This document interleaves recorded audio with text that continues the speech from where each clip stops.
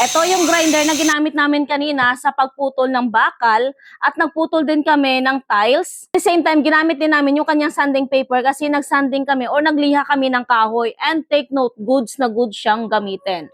Oh, ito yung kanyang build quality. So, ang maganda dito, once mag-purchase ka, with toolbox na yan, solid na toolbox na yan. So safe ang grinder mo. And take note, once mag-purchase ka, hindi lang manual ang matatanggap mo. Of course, kompleto na rin sa guard.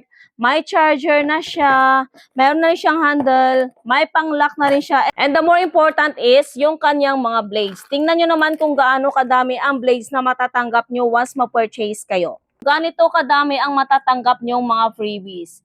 Kung gusto mo ng cordless angle grinder, mas portable, convenient at less hassle, 12,000 RPM, brushless motor, go for the checkout. Ilalagay ko ang link na to dyan sa basket.